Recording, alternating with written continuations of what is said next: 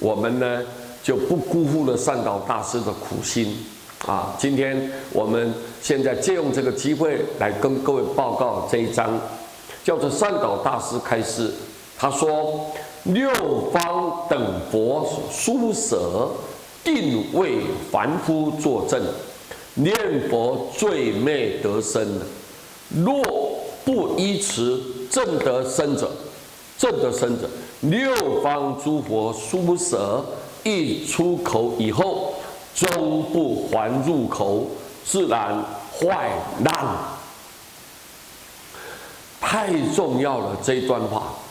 我们一看，善导大师，你怎么这么胆大包天呢？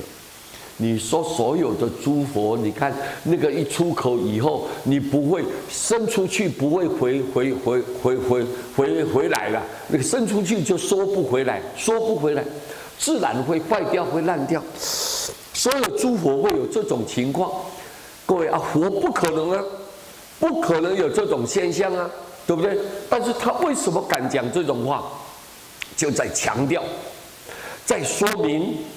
在证明一件事情，既然不可能，那么我们念佛人一定往生，就是证明这一件事情。所以你看，所有一切祖师大德，没有一个人敢讲这种话，唯独只有善导大师。所以你看，如果他不是佛，怎么敢说呢？怎么敢说？所以你们有这样子更凸显了，证明说善导大师的伟大，他的修为啊。是一个有德有恨、有修有正的得道高僧实际上他是阿弥陀佛的再来人，他是阿弥陀佛的化身，所以他讲这句话，各位，我们呢完全信赖，没有丝毫一点怀疑，没有一点点忧虑，他的话是真的，的确是真实不虚的。他说：“六方等佛，就是六方。我们的比喻，这是比喻，我们可以想出十方一切诸佛，三世一切诸佛，都是六方等佛。如果殊舍，就是舌头伸出去，这就是做什么嘛？为什么伸出去？就是他决定要为凡夫来作证，为所有末法的一切这种罪恶的众生来帮你作证，给你证明所有诸佛都是把舌头伸出来就开讲的意思，开讲在宣导什么？就是我们就是为你们凡夫众生来做证明呐，我们来为你们做证明，证明什么？念佛罪灭得生，只要你念佛，你的罪就能够灭就消失了，你就得生，能够得以往生，可以往生的。凡夫虽然你是个凡夫，但是你能做好好的念佛，你的罪业就灭了。所以佛在经典里面讲了，念一句佛号消80亿劫生死大罪，对不对啊？对不对？然后念佛有25尊的这些菩萨如影随形的在旁边来保护你、疼爱着你、关照着你，你想想看。所以念佛当然就有无量的功德，所以罪能够灭，就能够消除了。你凡夫念也能得到这个果报，所以能够顺利的往生。若不依持正得往生者，如果说你按照这样，但是你既然没有办法很清楚的证到往生这件事情，没有办法证得到这样的话呢，怎么样？这句话要听懂哦，不要搞混了，意思说，哎呦，若就是如果嘛，如果没有依照这样证得往生，你依照这样，但是你没有办法往生。你按照这样，你没办法往生，那怎么样？六方诸佛，他的嘴巴就伸出去，会伸不回来，会烂掉。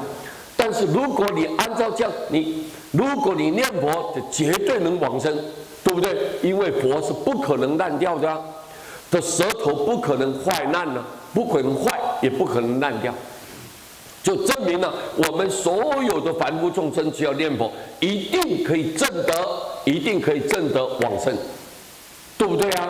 所以这句话很清楚告诉你，六方诸佛书舌伸出这个舌头，就来证明，如果万一说我们念佛不能往生，那么一出口以后，诸佛出口以后，他没有办法再缩回来，再缩回来，再伸回来啊，那自然它自然的会坏掉，会烂掉，这是不可能的，是完全不存在的，对不对？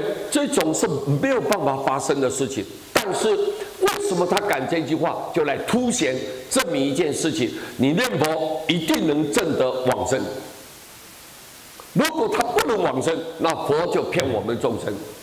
所以原来反过来讲，我们一念佛一定往生，各位对不对啊？你如果没有念佛，你没有往生，那没办法说了。你非得一定要念佛，这就是所有诸佛同时来证明。这一切诸佛都来证明，原来念佛一定往生，一定往生。这件事情呢是肯定的，是真实不虚的，是不要有任何怀疑的。所以各位，我们要不要念佛啊？哦，一定要念佛。所以这个只有善导大师敢讲这种话，我们谁敢去啊？有一点好像诽谤的嫌疑啊。好像有一点诽谤的嫌疑，万一如果怎样的话，那你不是在谤佛吗？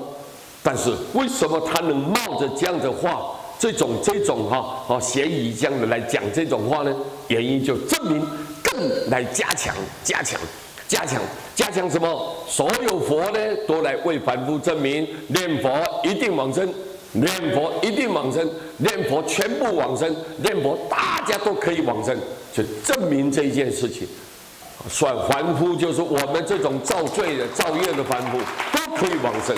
所以善导大师的苦心苦心以他修为的正量提出他这么一个语重心长的话来告诉我们末法众生，所以我们就增加那种信念，原来我们念佛一定可以往生的啊，安心了。